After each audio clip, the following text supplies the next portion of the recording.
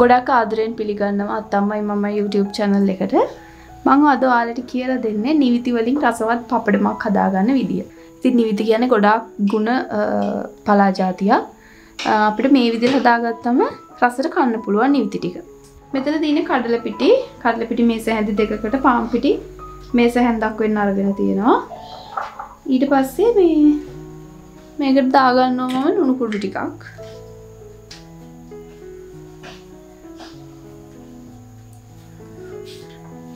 ලුණු කුඩු ටිකක් දාගන්න පුළුවන්. කැමති නම් ගම්මිරිස් කුඩු ටිකකුත් දාගන්න.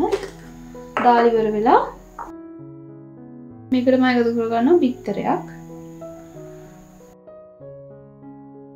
බිත්තරය එකතු කරලා මේ විදිහට හොඳට අතින් කලවම් කරගන්න.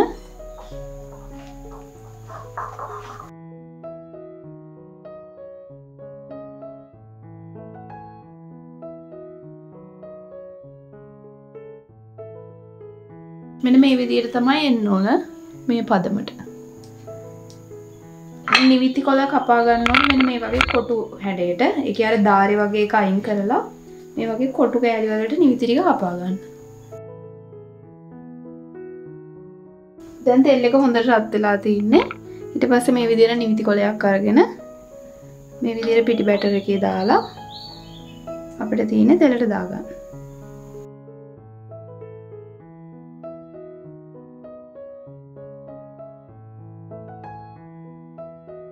ඉතින් මේක අර සාමාන්‍යයෙන් කඩේ අපි ගෙනල්ලා හදන පපඩම් වගේම තමයි පිම්බිලා එනවා ඒක පාටම.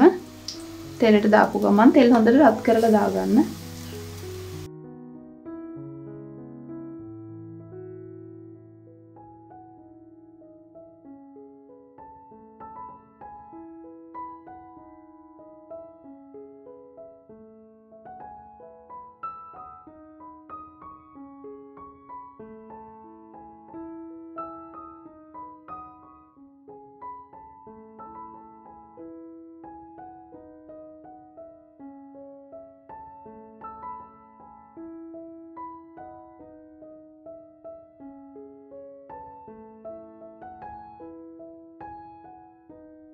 ඉතින් මේ විදිහට තමයි නිවිති වලින් මම හදාගත්ත පපඩම් එක තියෙන්නේ. මේක බෙදපු ගමන් ඉතින් කන්න ඕන නැත්තම් හං වෙනවා. ඔයාලත් මේ විදිහට හදලා බලන්න. මේක හරිම රසයි. එහෙනම් මම තවත් දවසක ඉක්මනට මෙන්නම්. ඔයාලට සුබ දවසක්.